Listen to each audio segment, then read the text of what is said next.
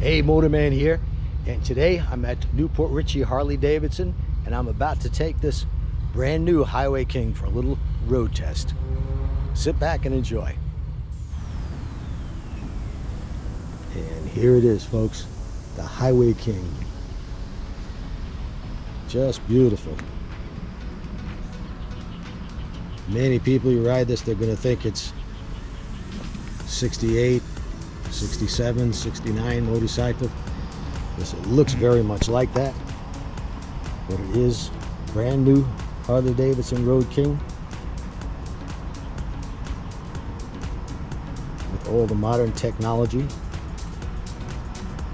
These bikes come with the RDRS system. That's 2 riding modes, traction control, ABS, cornering ABS, and of course the 114 motor. This color is called magenta. Looks more purple to me than red. I love the way they tinted this windshield. That matches perfectly to the fenders and the tank. Let's take a look at the number. This is 291 of 750. They'll only be making 750 of these. Some dealers get 1, some dealers get 2, and nobody could say how they figure that. I'm guessing the more you sell, the more bikes you sell, the better chance of you getting 2. The other colors in orange and black. Now you folks know, I like, if you watch this channel anyway, I've got the Revival, which is actually the same motorcycle but with the batwing fairing instead of the windshield. They made 1,500 of those, and for whatever reason, only 750 of these. If the bags look familiar, it's the same bags you get on the police bike, the same color, birch white. In fact, the seat is actually the police seat reupholstered and with the seat rail added. Any angle, this is a beautiful motorcycle in my eyes. You may say, well, I like the newer looks with the low profile tires, but to me this is just classic. Alright, first thing I notice, which is just like my Revival, is because this is the police seat, it is pretty high off the ground. If I move forward on the seat at 5'7" with a 29-inch inseam, I'm able to just about flat-foot it. No tack, just your speedometer here. Let's start her up and see what it's like.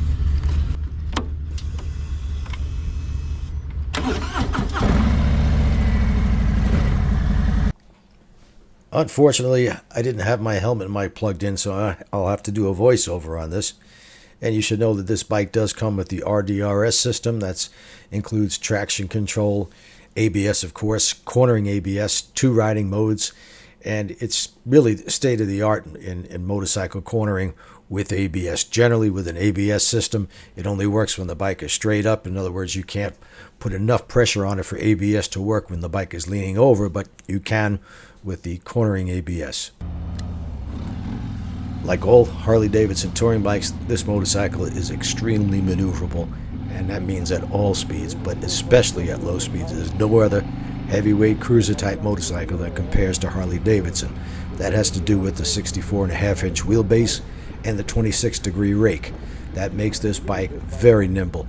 The turning radius at maximum lean angle is right around 15.5 to 16 feet. There's no other heavyweight motorcycle that can compare to that. As far as the ride of the motorcycle, this has the 12-inch shocks on the back, same shocks that you'll find on the special models, and normally that gives you a pretty firm ride, but because of the fact that the seat has that spring underneath, it gives actually a plush ride. You don't even feel the bumps on this motorcycle. Because this bike is so nimble, around town is no problem at all. The day I rode this bike was pretty much heavy traffic, and I promised not to put a lot of miles on it, so I had to go just in the area 5 or 6 miles. And where the bike really shines is, of course, out on the highway, out on the road. Like any road king, in fact, Harley Davidson was the first motorcycle company I know of to introduce motorcycles that were really good out on the highway. And with the M8 motor being as smooth as it is, and it is extremely smooth. If you compare this to, well, I've got a 2007 police bike, it's a night and day difference. Virtually no shake at idle. It gets even smoother as you get up in the RPMs, cruising along 65, 70, even 80 miles an hour with the 6-speed transmission. The revs are low. Almost no vibration gets through to the rider. And that's true on all the Harley Davidson touring motorcycles. You especially notice it though on this bike because you look at it and it looks like it should be a 68 or 1969 where, yeah, they vibrated and you felt that vibration at all times. So if you think of it that way, now this bike is ultra smooth. I don't know of any other V-twin that's as smooth as Harley Davidson's V-twin. And this came about around 2015 or so. They got really good, and that was with the 103 motor. And now with the M8, it's even smoother. You could ride this bike 1,000 miles a day, no problem at all. Now I compare my Revival to this bike. The Revival, of course, has the Batwing windshield. At lower speeds, up to about 55 or 60 miles an hour, there's very little difference between the windshield and the Batwing fairing as far as feeling the wind on you. As the speeds get higher, of course, yes, you'll definitely notice that the Batwing fairing does offer a lot more wind protection. But it's no problem with the windshield. I even know riders that cruise along at 70, 80 miles an hour with no windshield at all. To me, that gets very fatiguing in a short amount of time. But the windshield, of course, is quick release, so if you wanted to pop it off for around town or even out on the highway, whatever your choice, just pull it forward, lift up, and off comes the windshield. Depending upon who you want to listen to, the 114 motor puts out somewhere around 85 to 100 horsepower. I say 85 to 100 because it depends on what dyno it's on, if you take Harley's word for it or some other people. But from what I've seen, so it would take the average somewhere around 90 horsepower going to the rear wheel and well over 100 foot-pounds of torque. This bike gets up and goes, and it doesn't really matter. It doesn't affect the bike if you got a heavy rider or 2 people on the motorcycle or loaded up with gear. The bike has plenty of power, passing out on the highway at 70, 75 miles an hour. If you're in 6th gear, you don't even need to downshift. That's how much torque it's got. Now this bike, you should know, this is for a solo rider. If you wanted to add a passenger pillion, you can do so. Of course, you're not going to find one that's matched to the seat with the black and white on it, but I know that with this police seat that's on here, basically that's what it is a police seat. You can get a passenger pillion from Mustang. They make one that fits on this bike so that you can keep the spring seat, put a passenger pillion on, and just get it reupholstered. In fact, I did that on one of my Revivals. My wife wanted the seat further down on the frame, so I got a seat from Electroglide Standard, had it reupholstered, and it matches perfectly.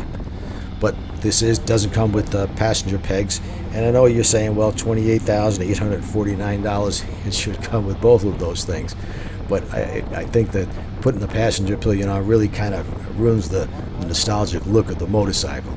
Of course, you could get one and pop it off, unless you're riding with 2 people. But out on the highway, this bike really shines. Smooth as could be, plenty of power. And yeah, it's a lot of money, but what isn't these days? Well, I hope you enjoyed this. I'd appreciate it if you gave me a thumbs up and subscribe to the channel. Click that little bell so every time I come out with a new video, you get to see it right away.